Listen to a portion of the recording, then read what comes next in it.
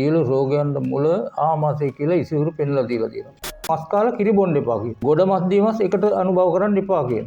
ඒ කියන්නේ රස, රක්ත, මාංශ, මේද, අස්ථි, මජ්ජා, සුක්‍ර කියන ධාතු කොටස් 7කට යනවා මේ ආහාර.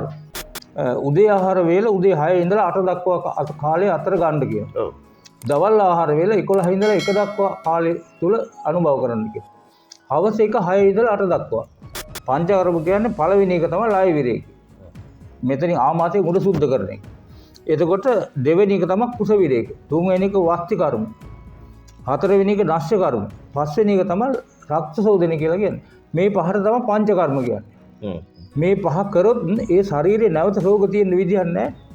මම ගලින් මිදුන ප්‍රදේශ කම්කොට්ටා චණ්ඩා පිදිච්චිකයේ ගලින් මිදුන වැව.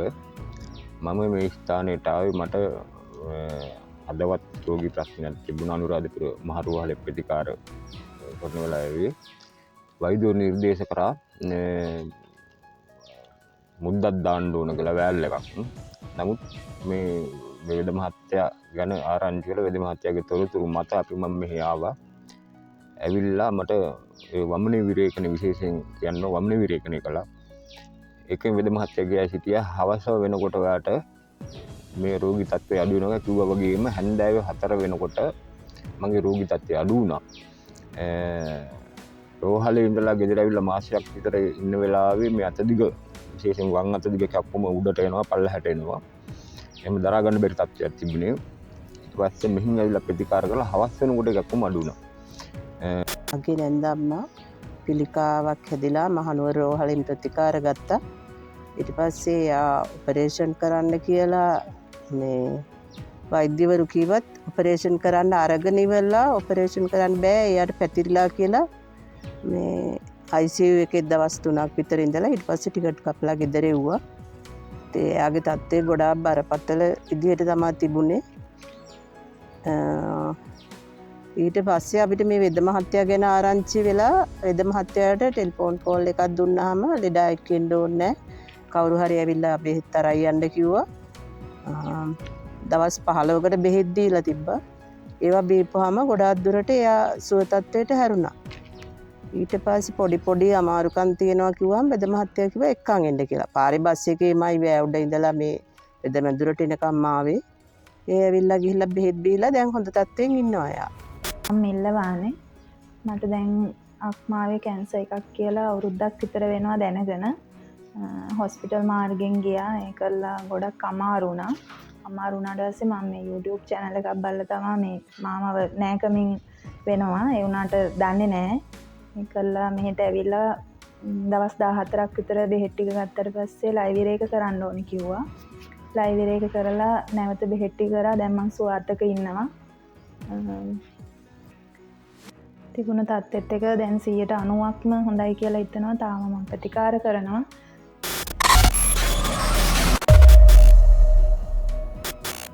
අද ඔබ පීඩා විඳින ඊටාම බරපතල මට්ටමේ නිදන්ගත රෝග මොනවද? පිළිකා, හෘද රෝග, වකුගඩු වගේ ලෙඩ රෝගනේ. දැන් මේ ලෙඩ රෝග ඇතිවෙන්න බලපාන්නේ ශරීරයේ එක තැනක්. ඔබ දන්නවද ඒ තැන මොකක්ද කියලා? වෙන කොහෙවත් නෙමෙයි. අපි මේ කටින් මේ දත් වලින් හපලා නේද? අවසානයේ මේ කෑම ඇද වැටෙන තැන ආමාශයේ ඉඳන් එතනින් එහාට නේද? අර මහාන්ද්‍ර කුඩාන්ද්‍ර මේ සමස්ත ආහාර ජීර්ණ පද්ධතිය. මේක තමයි බොහෝ ලෙඩ රෝගවලට මුල.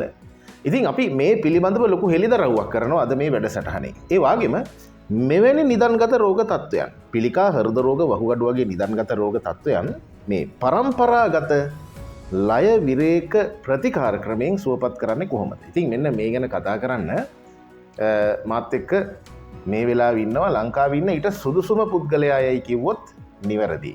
මේ මං ඇවිල්ලා ඉන්නේ මේ වෙලාවේ දඹුල්ල වෑවල කොළොන්ගොල්ල කියන වෙලංගොල්ලනේ. හරි. මං ඇවිල්ලා ඉන්නේ මේ වෙලාවේ දඹුල්ල වෑවල වෙලංගොල්ල කියන ගම් පියසට. මේ ගමේ තියෙනවා ආසිරි වෙද මැදුර කියලා වෛද්‍ය මධ්‍යස්ථානය. ඉතින් මේ වෙලාවේ මාත් එක්ක ඉන්නවා මං කිව්වා ඊට සුදුසුම පුද්ගලයා කවුද? ජ්‍යෙෂ්ඨ ආයුර්වේද සහ පාරම්පරික වෛද්‍ය ජයසිංහ මැදගම මහත්මයා. ඉතින් ආයුබෝවන් ඔබතුමා. ආයුබෝවන්. වෛද්‍යතුමා අපි ඉස්සල්ලාම මේක පොඩ්ඩක් නිරවුල් කරගෙන ඉමු. දැන් මේ ආහාර ජීර්ණ පද්ධතිය සහ මේ නිදන්ගත රෝගය අතර තියෙන මේ සහ සම්බන්ධතාවය මේක කොහොමද ගොඩනැගෙන්නේ? මහත්තයා මේ සියලු රෝගයන්ට මුල ආමාශය කියලා ඉසිවුරු පෙන්ලා දීලා තියෙනවා. ආමාශය හරහා තමයි රෝග වැළඳෙන්නේ හෝ ඒවා නිරුද්ධ කරන්නේ ඒ ආමාශයෙන්මයි. මොකද ආහාර ජීර්ණ පද්ධතියේ තමයි අපි බෙහෙතක් දැම්මත් දාන්නේ. ඉතින් ඒකෙන් තමයි නිරෝගී භාවය ලබා ගන්න කටයුතු කරන්නේ. රෝගී වීමට ඇති මූලික හේතුවත් මේකමයි. ආමාශයමයි. සියලු රෝගයන්ට මුල ආමාශය. ඉතින් වෙනත් ක්‍රමවලින් රෝග හැදෙනවා. ඒවා බොහොම අල්පයි. නමුත් අර ප්‍රධාන රෝග වැළඳීමට හේතු තමයි ආමාශය. අපි ගන්න ආහාරවල තියෙන සම විෂමතාවය. දැන් විෂම ආහාරයක් ගත්තොත් විෂම හේතු ඇති වෙනවා. සම ආහාරයක් ගත්තොත් සම තත්ත්වෙට ශරීරයටපත් වෙනවා. ඉතින් ওই දෙක තේරුම් අරගෙන හරියට ප්‍රතිකාර කරොත් ඒ රෝගීන් සුව කිරීමේ ඉතාම අපහසු කාර්යයක් නෙවෙයි. දැන් ඔබතුමා කිව්වා මේ අර විෂමතාවයන් පිළිබඳව. දැන් මොනවද මේ විෂමතාවයන් අපි ගත්තොත් ආහාර ජීර්ණ පද්ධතිය තුළ ඇති වෙන්න පුළුවන්? දැන් අපි මේවනේ මෙතන ලෝකේ සත්ත්ව කොටස් 3කට බෙදලා තියෙනවා. ඒ සත්ත්ව කොටස් 3 තමයි ශාක භාක්තිකයෝයි මාංශ භාක්තිකයෝයි සර්ව භාක්තිකයෝ කියන මේ කොටස් 3. මේ ශාක භාක්තිකයෝ කියලා කියන්නේ මිනිසා ඔය රිලව් වඳුරු මේ ගව මහේ ආදී සත්ත්වයෝ එහෙම ශාක භාක්තිකයෝ. ඔවුන්ට මේ ආමාශය සකස් වෙලා තියෙන්නේ ඒ ශාක වලින් පෝෂණය වෙන්නනේ. ඒතර මාංශ භාක්තිකයෝ කියලාට මස් ಜಾති. දැන් ඔය කුණු වෙච්ච මස් ටිකන් ඒ සත්තු අනුභව කරනවානේ. ඊට පස්සේ ඔවුන් ඒකේ ජීර්ණ පද්ධතිය ආබාධයක් ඇති වෙන්නේ නැහැ. අනිත් සර්ව භාක්තිකයෝ කියලා කොටාසය මේ සියලුම දේවල් කනවා. බතු කනවා, පානි කනවා, තනකොළ කරනවා, නොයේ දේවල් කනවා. ඒ කෑවට ඔවුන්ට හානියක් වෙන්නේ නැහැ. මොකද හේතුව ඔවුන් නිරෝගී ජීවත් වෙනවා. වනාන්තරවලින් සත්වයෝ බොහොම නිරෝගීව ජීවත් වෙනවා. හේතුව ඔවුන් බෙහෙත් ගන්න දෙනවද කයුම. මේ ඒකට හේතුව තමයි ඔවුන්ගේ ආහාර පාන ඔවුන් නිසි විදිහට පරිහරණය කරනවා. මේ මිදිසා තමයි මේ ආහාර වැරදි විදිහට අනුභව කරන්නේ. එතන තව හේතුවක් තියෙනවා. දැන් ඔය ආහාර ගන්නකොට දැන් අපි මේ ශාක භාක්තිකයෙකුට මාංශ අනුභව කරන්න බෑ කොහෙත්. ශාක භාක්තිකෙක් මාංශ අනුභව කරොත් ඒ දෙක ගැළපෙන්නේ විරුද්ධ වෙනවා. ඒක අජීර්ණනවා. දැන් ඉතිවරු බෙහෙම පැහැදිලිව පෙන්නලා දීලා තියෙනවා මස් කාලා කිරි බොන්න එපා කියලා. ඔව්. ගොඩ මස් දීමස් එකට අනුභව කරන්න එපා කියලා. මේක කෙරෙනවනේ. අපේ හැමෝම ලංකාව පුරාම මුළු ලෝකෙම කරන්නේ මේ වැරදි වැඩේ. එතකොට අර සර්ව භාක්තිකයෝ බවට පත් වෙලා ඉඳි දැනට මනුස්සයා. සත්වයෝ නෙවෙයි. ඒ සත්වයෝ උන්ගේ ආහාර පානමයි අනුභව කරන්නේ. ඒකනේ උන් නිරෝගී වෙන්නේ. ඔව්. ඉතින් මිනිසා රෝගී වෙන්න හේතුව මේ අර ආහාර පාන නිසා. ආහාර රටාවේ ඇතිවිච්ච වෙනස්කම්. විෂමතාවය. විෂමතාවය. ඒක තමයි විෂම ආහාර කියන්නේ. දැන් වෛද්‍යතුමා අපි ආහාරයක් අපි ගන්නවනේ. අපි ඕක දත් වලින් හපලා අවසානයේ ඕක ගලනාලයේ දිගේ ආමාශයට යනවා. ආමාශයේදී යම්කිසි ජීර්ණ ක්‍රියාවලියකට නේද? ලක් වෙනවනේ. දැන් ඔතනදී දැන් අපි ආහාර අපි වේල් 3කට තමයි අපි ගන්න පුරුදු වෙලා ඉන්නේ. නමුත් බොහෝ අය ඔය වේල් 3 හරි වෙලාවට වැටෙන්නේ නැහැ. උදේ කෑම වේල සමහර වෙලාවට 11ට 12ට ගන්නවා. දිවා ආහාරේ හැන්දෑවේ ගන්නවා. රෑ කෑම වේල 10ට 12ට ගන්නවා. දැන් මෙතනදී අර ජීර්ණ ක්‍රියාවලිය කියන එක සකස් වෙච්ච ක්‍රමවේදයක් තියෙනවා. ස්වභාව ධර්ම. නමුත් අපි ගන්න ආහාර සහ ශරීරයේ සිද්ධ වෙන ජීර්ණ ක්‍රියාවලිය අතර යම්කිසි පරස්පරතාවයක් ගොඩ නැගෙනවා. ඒක තමයි විෂමතාවයට හේතු වෙන්නේ.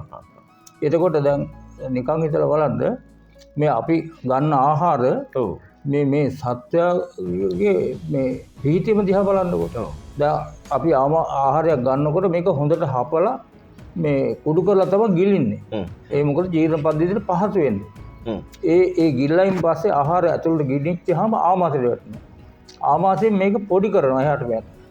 පොඩි කරලා අර ඇසිඩ් එකත් එකතු කරනකොට මේ අම්ලේ පිත එකතු කරලා මේක ජීර්ණ පද්ධතිය එහාට මෙහාට පොඩි කරලා ඔක්කොම දිරවනවා.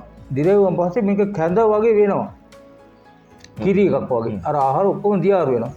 ඊට පස්සේ ඕක ක්‍රමානුකූලව ආමාශයෙන් පහළ තියෙන ග්‍රහණීය කියලා කොටස. මේ ග්‍රහණීය හරහා ගිහිල්ලා ඊට පස්සේ යනවා කුඩා බඩවැල්. මේ මහ බඩවැලෙන්වත් මේ ග්‍රහණීය ඒ කොටස වලින් උරා ගැනීම බොහොම අඩුයි. කුඩා බඩවැලෙන් තමයි උරා ගන්න. ඒ කියන්නේ රස, රක්ත, මාංශ, මේද, අස්ථි, මජ්ජා, සුක්‍ර කියන ධාතු කොටස් 7කට යනවා මේ ආහාර. අපි ගන්න ආහාර වල තියෙන රසේ ටැංකි 7ක් වගේ මේ කොටස් 7කට ඉහළට යනවා. ඒ ගෙනියන්නේ මේක අර ආහාරවල තියෙන රසය උරලා රස ධාතු උරලා අරගෙන වකුගඩුවට යවනවා. වකුගඩුවෙන් ෆිල්ටර් කරනවා. සුපිරි ෆිල්ටර් එකක් මේක. මොකද හේතුව ඒ ෆිල්ටරේ දැන් ওই තියෙන වතුර ෆිල්ටර් වගේ නෙවෙයිනේ. මේක අවුරුදු 120ක් තිබිලා තියෙනවානේ. ඉනියුගේ ආයුෂ අවුරුදු 120ක් විතර තිබිලා තියෙනවා. එතකොට ඒ ආයුෂ ප්‍රමාණය කෙරවල කරනතුරුව වකුගඩුව වැඩ කරනවා. දැන් මේ වකුගඩු රෝග හැදෙන්නේ. ඉතින් ඒකෙන් සුද්ධ කරලා ෆිල්ටර් කරලා දැන් කිරි බිව්වට කිරි පාට යනවා. පැන්ට බිව්වට පැන්ට පාට යනවද නෑනේ. ඒ මොකද ඒකේ තියෙන සංඝටක ටිකලා උරලා අරගෙන ලේ ටික ලේ ගබඩාවට යවනවා. පිට පිට ගබඩාවට යවනවා. තෙල් ටික තෙල් තියෙන තැන් වල නතර කර ගන්නවා. ඊට පස්සේ සුපිරි විදිහට දැන් කැඳ බිව්වත් වතුරනේ යන්නේ. දැන් අපි ගන්න ආහාර වලට දැන් බටහිර කමෙන්ට් කියනවා වතුර ගොඩක් බොන්න කියලා. වතුර ගොඩක් බොන්න හොඳ නැහැ. දැන් ඉසිවරු එහෙම කියලා නෑ. අවශ්‍ය ප්‍රමාණය පමණයි ජලය අවශ්‍ය වෙන්නේ. මොකද හේතුව වතුර කොච්චර බිව්වත් බඩවැල දිගේ යන්නේ. සාමාන්‍යයෙන් තුමා දිනකට ගන්න අවශ්‍ය වෙන වතුර අවශ්‍ය වතුර ප්‍රමාණය මිනිස්සුන්ට අවශ්‍ය ප්‍රමාණයක් තියෙනවා. අපි කියමු බෝතලයක් කියලා. දවසකට බෝතලයක් බොන මිනිහා ලීටර් 7-8ක් මේකට දාගත්තාම මේක උරා ගන්න එපයි. අර උරා ගන්නේ කුඩා අතුණු වලින් බඩවැලේ. උරලා අරගෙන මේක ෆිල්ටරේට ගෙනියලා වකුගඩුවට ගෙනියලා වකුගඩුවෙන් ෆිල්ටර් කරනවා. ඒ ෆිල්ටරේට කොච්චර වෙහෙසක්ද බලන්න. අර බෝතලයක් ෆිල්ටර් කරන බෝතල් 10ක් විතර ෆිල්ටර් කරන්න ගියාම වකුගඩු දි รา පත් වෙනවා. මේකෙන් තමයි මේ ලංකාව මේ ලෝකෙම වකුගඩු දුර්වල වෙන්න හේතුව. මන් දන්නේ නැති. මොකද ඉසිවරු කියලා නෑ මේ ආහාරවත් ජලයවත් වැඩි උර පාවිච්චි කරන්න කියලා. ඒ කියන්නේ සමබරව ආහාර ගන්න කියලා නේ කියන්නේ. දැන් ඉසිවරු වොම් පැහැදිලිව දේශනා කරලා තියෙනවා. ගන්න ආහාර වේල් 3ක්. දවසකට ආහාර වේල් 3ක් නියම කරලා තියෙනවා. මේ ආහාර වේල් ගන්නේ උදේ ආහාර වේල උදේ 6 ඉඳලා 8 දක්වා කාලේ අතර ගන්න කියනවා. ඔව්. දවල් ආහාර වේල 11 ඉඳලා 1 දක්වා කාලේ තුල අනුභව කරන්න කියනවා. හවස 1 6 ඉඳලා 8 දක්වා. දැන් ඊට පස්සේ දැන් මේ ગેස්ට්‍රයිටිස් කියලා කියන්නේ මොකද්ද මේ? අර අපි ආහාර ඒ වෙලාවට නොගැනී හිටියහම අර අම්ලේ පිට නිකුත් කරනවා ආමාශයට. ඒක නිරන්තරයෙන් සිද්ධ වෙනවා. මේ මොලෙන් කරන ක්‍රියාවලිය. ඊට පස්සේ ඒ මොලෙන් මේක නිකුත් මොලෙන් තමයි දැනුම් දෙන්නේ මේක නිකුත් කරන්නේ. ඒ නිකුත් කරපුවාම ආමාශයේ ආහාර නැත්තම් බලවල අර ආමාශයේ පිටනේ. පිට කියන්නේ මේ ගින්දර වගේ දෙයක්. ඇසිඩ් එකක්. ඒ ඇසිඩ් වලට අර පිච්චෙනවා. ඒකෝර තමයි ඔය ગેස්ට්‍රික් කියන්නේ. එහෙම ગેස්ට්‍රික් හැදෙන්න මිනිස්සු නැහැ අපේ ලංකාවේ. හේතුව ඇයි? මේ ලංකාවේ ඉන්න මිනිස්සු කවුරුත් බඩගින්නේ ඉන්නේ නැහැ. හොඳට ආහාර තියෙනවා. මොනවා හරි කනවා. ඒ නිසා එහෙම දේවල් හැදෙන්නේ නැහැ. මේ ඔය ગેස්ට්‍රයිටිස් කියලා කියන රෝගේ මම හොයාගෙන තියෙනවා. මේක සම්පූර්ණයෙන්ම අර අපි ගත්ත ආහාර අජීර්ණ වෙච්ච ඒවා තමයි මේ ગેස්ට්‍රයිටිස් කියලා බටහිර වෛද්‍යවරු හඳුන්වන්නේ. මොකද ඒ අජීර්ණය හිටිනවා බඩේ. ආමාශය පතුලේ තියෙනවා මේ උරෝගුහාව කියලා අපි කියන්නේ. ඒකේ තම්පත් වෙලා අජීර්ණේ උඩින් සෙම තට්ටුව බඳලා තියාගන්න. ඒකට එහාට මෙටි යන්න බෑ මේ කෙසෙල් ගෙඩි වගේ හිටිනවා. දැන් ඔබතුමා හොඳ තැනකට ආවේ. දැන් මේ සෙනසුරාදා දවස්වලට ඔබ මේ ආසිරි වෙදමැදුරට ඇවිල්ලා බැලුවොත් ලංකාවේ 4 වටෙන්ම ආපු රෝගීන් මේ ලයිව් විරේකයේ සිද්ධ කරනවා බලා ගන්න පුළුවන්. විශාල ප්‍රමාණයක් ඉන්නවා. දෙස් විදෙස් දෙපාර්ශ්වයේම. ඔව් පිටරටේ දත් වෙනවා. දැන් වෛද්‍යතුමා දැන් ඔබේ මේ ප්‍රතිකාර ක්‍රමයේ පදනම ලයිව් විරේකයේනේ. දැන් ඔබ හොඳින් පැහැදිලි කළා මේ ආහාර ජීර්ණ පද්ධතිය ක්‍රියාත්මක වෙන්නේ කොහොමද කියලා. ඔව්. දැන් මේ ලය විරේකය කියන දේ ඇතුලේ මේ ප්‍රතිකාර ක්‍රමවේදය ඇතුලේ නිදන්ගත රෝග තත්ත්වයන් සුව වෙන්නේ කොහොමද? ඒක සිද්ධ වෙන්නේ මොන ආකාරයකටද? මහත්තයා මේ දැන් සාමාන්‍ය විද්‍යාත්මක අනුව බැලුවත් අපි මේ වාහනයක් ජපන් වාහනයක් කියලා මාස 6ක් විතර දුවනකොට සේවිස් කරන්න සුද්ධ කරන්න. දැන් මේ මිනිස්සුયો කියන්නේ වාහනයක් නෙමෙයි නර වාහන කියලා අපි කිව්වොත් නිවැරදි. නරයෝ කියන්නේ දෙවියන් මිනිසුන්ට. මේ නර වාහන ත්‍රිකන්ඩිෂන් කරන්න ඕනේ. ඉසිවරු කියලා දීලා තියෙනවානේ. මොනවද? පංචකර්ම කියන්නේ මේකට තමයි. දැන් පංචකර්ම කියන්නේ මේ වෙන වෙන අනභ්‍යාස වලට පංචකර්ම කියන්නේ පළවෙනි එක තමයි ලය විරේක. මෙතනින් ආමාශය උඩ සුද්ධ කරන එක. එතකොට දෙවෙනි එක තමයි කුස විරේක. තුන්වෙනි එක වස්ති කර්ම. හතරවෙනි එක නශ්‍ය කර්ම. පස්වෙනි එක තමයි රක්ත සෝදනය කියලා කියන්නේ. මේ පහට තමයි පංචකර්ම කියන්නේ. මේ පහ කරොත් ඒ ශරීරේ නැවත රෝග තියෙන විදිහක් නැහැ. ඒ ශරීරය සම්පූර්ණ සුද්ධ වෙනවා. අර රීෆ්‍රෙෂ් වෙනවා. ඔව් ෆුල් රීකන්ඩිෂන්. ඔව්. ඒ අලුත් එන්ජින් එක. එතකොට කොහොමද ලෙඩ තියෙන්නේ කියන්නේ? ඉතින් ඉසිවරු මේවා පැහැදිලිව දේශනා කරලා තියෙනවා. මේ අපේ වෛද්‍යවරු මේ පටලගෙන තිබ්බට මෙහෙම දෙයක් නෙවෙයි මේක. ඉසිවරු පෙන්ලා දීලා තියෙනවා ආමාශය මෙතනින් උඩ දැන් ඔය අපි කියන අජීර්ණයක් කියන්නේ අජීර්ණයක් නෙවෙයි. මොනවා හරි ජීර්ණ පද්ධතිය වෙනස් වුණොත් අජීර්ණයි. ජීර්ණේ හොඳ නැහැ. ඒ අජීර්ණේ හිටිනවනේ. ඒකේ හැදෙනවා විසක්. දැන් මොනවා හරි නරක් වුණා මේකේ පාල්ලිච්චා මේකේ විසක. ඒ විස හැදිලා තමයි මේ ගෙඩි විසාදි විසර්ප පිළිකා වන කුෂ්ඨ. එතකොට හෘද රෝග, ප්‍රෙෂර් එක. කීකේ මේ නාන ප්‍රරෝග හඳුන්වලා දීලා තියෙන්නේ ඒකේ ප්‍රතිඵලයක් වශයෙන්. මේක මේ බටහිර විද්‍යාවට අහු වෙලා නැහැ. ඒගොල්ලෝ තවම අතපත ගන්නවා. තවම හොයනවා මේක. අපි දේශීය වෙදකේ මෙහෙම දෙයක් නැහැ. ඉතිවරු පැහැදිලිව පෙන්නලා දීලා තියෙනවා. ඉතින් අර මේ බඩේ තියෙන විස ඒක යටින් ගන්නත් බෑ. දැන් ඔය අජීර්ණේ තැම්පත් වෙච්චාම මේ එකට පිට ලැබිලා හිටින්නේ. ඒ තියෙන තාක්කල් මේ මිනිහා රෝගී. ඒක ඉසිවරු පෙන්නලා දීලා තියෙනවා මේක යටින් ගන්න බෑ කියලා. හේතුව ඇයි මේ? අපි මේක මේ විද්‍යාව හොඳට හදාරපු කෙනෙකුට මේක බැහැර කරන්න බෑ. හේතුව ඇයි? ආමාශයේ මෙතන ඉඳලා ආමාශයට යනකම් මේ බඩවැල ලොකුයි. මුඛ මාර්ගය ඉඳලා ලොකුයි. එතනින් පහළ තියෙන ග්‍රහණී කියලා කොටසක්. ඒ ග්‍රහණී කියන කොටස ඊට වඩා ටිකක් කුඩායි. එතනින් පල්ලෙහා තියෙන කුඩා බඩවැල්. කුඩා බඩවැල් 32 ක් තියෙනවා කියලා කියනවා. මේ බඩවැල. එතකොට ඒ කුඩා බඩවැල දිගේ යන්නේ පැන්සල් කූරක් විතර ඇති. මේක දිගේ යන්න පුළුවන් අර ලොකු කෑල්ලක්. ඒ නිසානේ වමන අනුමත කරලා තියෙන පළවෙනි කර්මය තමයි වමන කර්මය පංච කර්ම වල. එතකොට මේ ආමාශය මෙතනින් උඩ සුද්ධ වෙනවා සම්පූර්ණයෙන්. ආමාශයේ තියෙන වයි හෘද වස්තු පේනාලු දෙක උගුර මොලේ සුද්ධ වෙනවා වමනේ කරාම. මේවා හැදිලා තියෙන මොනවද? තෙල්, සෙම, පිත, වායු බ්ලොක් වෙලා තියෙනවනේ. ඒව ගැලවෙනවා. ඊට පස්සේ තවත් අවශ්‍ය නම් ඒ රෝගියාට සතියක් විතර ඇරලා අපි දෙනවා බඩ යන. විරේකයක්. එතකොට ඒක බඩ යන දෙන එක. ඒක දෙවෙනි කාරණාව. කුස විරේකය. කුස විරේක කියලා කියන්නේ. ඒ බඩ ගියන් පස්සේ ෆුල් රීකන්ඩිෂන්. මුළු ශරීරෙම සුද්ධයි. ඒ මනුස්සයාට රෝග තියෙන විදිහක් නැහැ නේ. ශරීරය ඉස්සලා සුද්ධ කරලා ওই විස හැදෙන්නෙත් ඒ ආමාශයෙන්ම. ඔව්. මම අර කිව්වේ ඒ ආමාශයතුමා දැන් උතනදී අර මේ සමස්ත ලේ ධාතුවම පවිත්‍ර වීමක් සිද්ධ වෙනවා නේද? එහෙනම් රස රක්ත මාංශ මේද අස්ථි මජ්ජා සුක්‍ර කියන සප්ත ධාතුවෙම තියෙන විස ඇදලා අරගෙන ආමාශයට එළියට දාන. දැන් පිළිකාවක් නම් අපි කියමු පිළිකාවක් තියෙන කෙනෙක් නම් ඔව් ඒ පිළිකා සෛල විනාශ වෙන්න පිළිකා සෛලත් ඇදලා දානවනේ එළියට. මුළු සප්ත ධාතුවෙම තියෙන විස බීජ ඇදලා 75ක් 80ක් ඉවත් කරනවා. පිළිකා සෛල විනාශ කරනවා. ඊළඟට අනිත් පැත්තෙන් ගත්තාම අර අපේ හෘදය පිරිසිදු කිරීමක් වෙනවා. ඔකට කියනවා පිරිසිදු කරනවා. ඔකට වමන කර්මයේ විතරක් නෙවෙයි. මම දැක්ක පොත්පල් පොතක තියෙනවා හෘද විරේකය කියලා. බලන්නකෝ ඒ වචනේ තියෙන ගැඹුරුකම හෘද විරේකය කියලා කියන්නේ හෘද වස්තු සුද්ධ කරනවා කියන්නේ. සුද්ධ කරන්න බැරි එකනේ හෘද වස්තුවේ මොලේ දෙක මේ දෙක සුද්ධ වෙනවා අරකට. එතකොට මේ මිනිසාගේ රැකගත යුතු ස්ථාන දෙකනේ ඔය ප්‍රධාන ස්ථාන දෙකනේ හෘද වස්තුවයි මොලේ. මේ දෙක සුද්ධ වෙනවානේ. අය කොහොමද රෝග තියෙන්නේ? ඒ නිසා මේක මේ ලෝකේ ජය ගන්න මට හැකියාවක් ලැබිලා තියෙනවා. මොකද ඒ තරමට මං දැනට ඔබතුමාගෙන් ප්‍රතිකාර ගන්න ඉන්නේ මොන පළාත් වලින්ද ලංකාව පුරාම ලංකාවේ ඇමරිකාව, ඕස්ට්‍රේලියාව, විදේශගත අය. මුළු ලංකාවේම 4 කොනෙම ඉන්න කට්ටිය මම මොන ගන්නේ එනවා. ඉතින් හොඳ කර ඊට වැඩි දැන් මම ලක්ෂ ගාණක් සුව කරලා තියෙනවානේ. ඒ සුව කරපු අය තව කියනවානේ මිනිසුන්ට.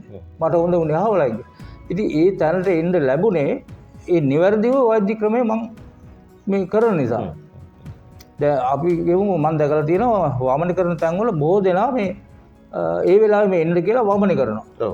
මම එහෙම කරන්නේ නැහැ. ඉස්සෙල්ලා බෙහෙතක් දීලා කඳේ තියෙන විස ගලවලා තවන්න දීලා ලේවල මස්වල නහරවල ඇටවල ඇට මිදුළු දක්වා ওই විස යනවනේ. දැන් බලන්න ඔය මේ ඇට මිදුළු වලට ගිය විස තියෙනවනේ. ඔව්. ඒවට කියනවා ඇටපලා ගෙඩි කියලා. කාලයක් කරනකොට ඇට ඇතුළට ගිහිල්ලා මැරබන් කියලා අපි ඉංග්‍රීසියෙන් කියන්නේ. ඒ ඇට මිදුළු වලට. ඇට මිදුළු වලටත් මේ විස යනවා. ගිහිල්ලා ඒ තැන් වල රැස් වෙනවා. හිස් තැන් වල. අර විස බීජ. රැස් වෙලා එතන දූෂිත වෙනවා. දූෂිත වුණාන් පස්සේ ඒක කාලයක් කරනකොට ගෙඩියක් බවට හෝ එහෙම නැත්නම් වෙනත් දරුණු රෝගී තත්යකටපත් වෙනවා. වමන කරාම අර තියෙන විස බීජ හුඟක් අඩු වෙනවා. ඊට පස්සේ ඒකට සුදුසු බෙහෙත් වෙනවා. ඕකනේ වෙදකම කියන්නේ. ඉතින් මේ මිනිස්සු නිකන් අමුයෙන් වමන කරලා ඒ ලීලා තවත් ලෙඩෙක් කරලා දැන් ඉසිවරු වැදිලිව දේශනා කරලා තියෙනවා. වමන කරනකොට වැරදීම කිව්වත් ශරීර මේ සකස් නොකර වමන කරන්න එපා කියලා. පෙර සූදානමක් තියෙනවා. දැන් පංචකර්ම කියලා කියන්නේ එව්වනේ. දැන් අපි කියමු වමන කරන්න ඉස්සර ස්වේද කර්මය කරන්න ඕන. මේවා තවන්න ඕන. බඩ කොන්ද මුළු ඇඟම තවන්න ඕන. ඕක දැන් නම් අර මේවා තියෙනවනේ මේ එක්ස්ට්‍රීම් ඒවට දාලා තම්බලා ගන්නවා. ස්ටීම් බාත් ඔව් ඉතින් නමුත් මේ ඉස්සර තිබුණේ ඕවා තැවිලිනේ පොට්ටනිය වලින් තවලා අර ලේවල මස්වල නහරවල ඇටවල ඇට මිදුළු වල තියෙන විස පිටපැත්තෙන් ගලවනවා. ලිහිල් කරනවා. කඳ ඇතුළටත් මම බෙහෙතක් දෙනවා. කඳ ඇතුළට බෙහෙතක් දීලා ඒ කඳ ඇතුළේ තියෙන විස ගලවනවා. ගලවලා තිබ්බාම හරි පහසුයි. ඊට පස්සේ වමන බෙහෙතක් දීපුවාම අර ටික ඔක්කොම වමනේට යනවා. ඒ මුළු ශරීරය පුරාම අර ලේත් එක්ක යනවා අර බෙහෙත්. ගිහලා අර ගලවපු දෝෂ ටික ආමාශයට නැවත පමුණවනවා. ගියෙත් ඒ මාර්ග ඔස්සේනේ. ආපහු ගෙනල්ලා ඉවරලා ඒක එළියට දානවා. එතකොට ආයෙ නැවත රෝග තියෙන්න විදියක් නැහැ. මේ ලක්ෂ 30කට ආසන්න පිරිසක් මම වමනේ කරලා තියෙනවා. ලක්ෂ 30කට. මේ වෙනකොට ඒ සියලු දෙනා මට নমස්කාර කරනවා දුරුතැන්. ඇයි ඒගොල්ලෝ තව කියනවා කට්ටියට. මට හොඳුනේ සමහරක් කියනවා මේ බඩේ තිබ්බ ගලක් අරන් විශාල ගලක් පටවල තිබිලා අයින් කරාවා. ඒ තරම් ලොකු සැහැල්ලුවක් දැන්. සැහැල්ලුව ඒ වෙලාවෙම සැහැල්ලුවක් එනවා. අර සහනයක් එනවා. ඉතින් ඒ එක කර්මයක් ඔය. කර්ම කියලා කියන්නේ පංච කර්ම වල එකක් ඒ ලයි විරේක. ඊට පස්සේ තව සතියක් විතර ඇරලා ඒක ලඟ කරන්න හොඳ නැහැ. මොකද අර ශරීරයට පීඩනයක් නේ. සතියක් විතර ඇරලා කුස විරේකයක් දෙනවා. බඩ සුද්ධ. ඊට පස්සේ තවත් තියෙනවා ඒඩ්ස් වගේ රෝග වලට මේ රක්ත සෝදන තියෙනවා. බලගත් රක්ත සෝදන තියෙනවා. ඕක ඉතිවරු දේශනා කරලා තියෙනවා ලයි විරේකයි රක්ත සෝදනයේදී වර්ෂයකට එකවරක් කරන්න කියලා. ඊට වැඩි කරන්න එපා කියන හේතුව ඇයි? ඒක ඊට වඩා කරොත් ශරීරයට හිරිහැරයක් අපහසුතාවයක් සිද්ධ වෙනවා කියලා. එතකොට මේ අර රක්ත ඔය ලේවල විසක් නේ ඒඩ්ස් කියලා කියන්නේ. සිපිලිස්ද කියලා මොකක් තව රෝගයක් තියෙනවා. ওই දෙකටම මම කරන්නේ අර වැඩි. එතකොට අර තියෙන විස බීජ ඉවත් වුණාම බොහොම පොඩ්ඩයි ඉතුරු වෙන්නේ. ඒකට දෙනවා බෙහෙත් බං. මේකට සුපිරි බෙහෙත් මං හදලා තියෙනවා. මයි ළඟට ආපු ලෙඩෙක් තව වෛද්‍ය බටහිර වෛද්‍යවරයෙක් හරි දේශීය වෛද්‍යවරයෙක් ළඟට යන්න නම් මගේ වෙදක මේ වැඩක් නැහැ. ඔව්. ඒ නිසා මම එහෙම කෙනෙක් යවලත් නැහැ, යවන්නෙත් නැහැ. හේතුව මට බැරි නම් කරන්න කෙනෙකුත් නැහැ කියලා මං කියනවා. ඉතින් අපි අද සාකච්ඡා කළේ මේ ආහාර ජීර්ණ පද්ධතිය සහ නේද අපේ නිදන්ගත රෝග අතර තියෙන සහ සම්බන්ධතාවය පිළිබඳව ඒ වගේම තමයි මේ ලය විරේකය කියන අපේ හෙළ පාරම්පරික ප්‍රතිකාර ක්‍රමවේදයෙන් කොහොමද මෙවැනි රෝග සුව කරන්නේ කියන කාරණය සම්බන්ධයෙන්. ඉතින් මේ සඳහා ඇත්තරම අපි ආවේ කොහාටද දඹුල්ල වෑවල වෙළංගොල්ල කියන ගම්පියසේ තියෙන ආසිරි වෛද්‍ය මධ්‍යස්ථානයට. ඉතින් ඔබට මේ ඉතාම වටිනා පැහැදිලි කිරීම සිද්ධ කළේ අපේ රටේ ඉන්න ජ්‍යෙෂ්ඨ ආයුර්වේද සහ පාරම්පරික වෛද්‍ය ජයසිංහ මැදගම මහත්මයා. ඉතින් ඔබතුමාට ආයු බොහෝ වේවා කියලා ප්‍රාර්ථනා කරනවා.